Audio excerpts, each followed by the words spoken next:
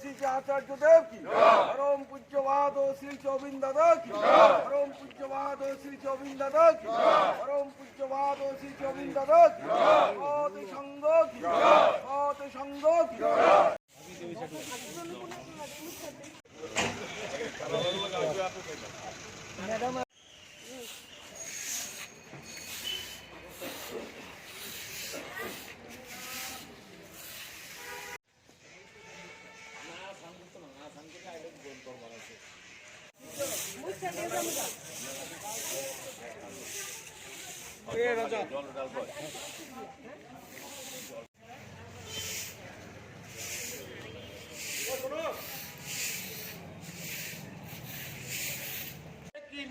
जय श्री राम, जय श्री राम, जय श्री राम, जय श्री राम, जय श्री राम, जय श्री राम, जय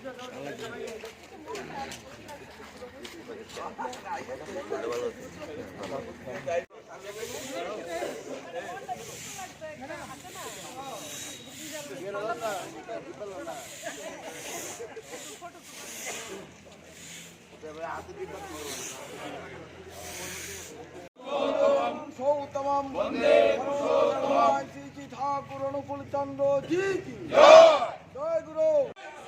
जय श्री राम, जय श्री राम, जय श्री राम, एक ही नारा एक ही नाम, जय श्री राम, जय श्री राम, एक ही नारा एक ही नाम, जय श्री राम।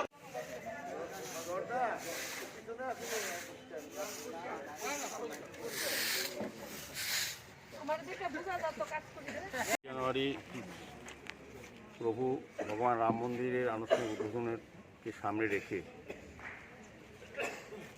আমাদের যশস্বী প্রধানমন্ত্রী নরেন্দ্র মোদীর আহ্বানে সারা ভারত সারা পৃথিবীর সমস্ত মন্দির প্রতিষ্ঠানগুলি আমরা স্বচ্ছ ভারত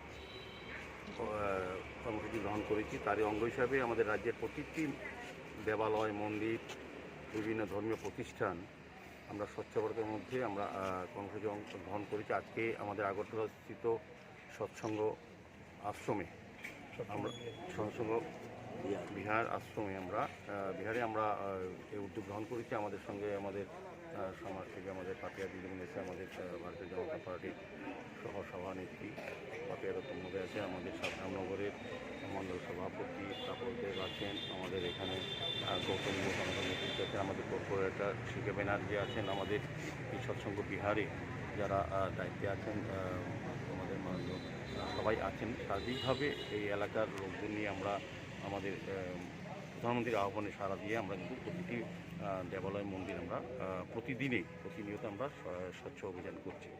তো আমার আশা থাকবে আমাদের প্রধানমন্ত্রী যে আহ্বান রেখেছেন এবং আমাদের 22শে জানুয়ারি আমাদের যে রাম মন্দির 500 বছরে যেটা আমাদের পুরানো যেটা আমাদের আগ্রহ এবং প্রত্যাশা ছিল সমস্ত ধর্মপ্রাণ ব্যক্তিদের যে রাম মন্দির প্রতিষ্ঠা করা, রামলালা প্রাণ প্রতিষ্ঠা করা, সেক্ষেত্রে প্রধানমন্ত্রীর হাত ধরে সেদিন হবে।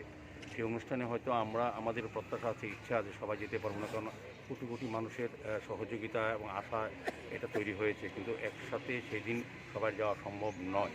সেই কারণে আমরা প্রতিটি মন্দিরে আমরা পূজা অর্চনা করব। প্রভু রামের কাছে আমরা মন্দির পূজা অর্চনার মাধ্যমে পাঠ, সমস্ত চণ্ডী পাঠ, গীতা, সমস্ত ধর্মীয় আচার অনুষ্ঠানের মাধ্যমে আমরা ভগবান রামের কাছে পৌঁছবো 22শে জানুয়ারি। আমরা আনুষ্ঠানিকভাবে আমরা যেতে পারবো না, কিন্তু আমরা মনের দিক থেকে, প্রাণের দিক থেকে, ভক্তির দিক থেকে রামকে আমরা স্পর্শ করবো সেদিন।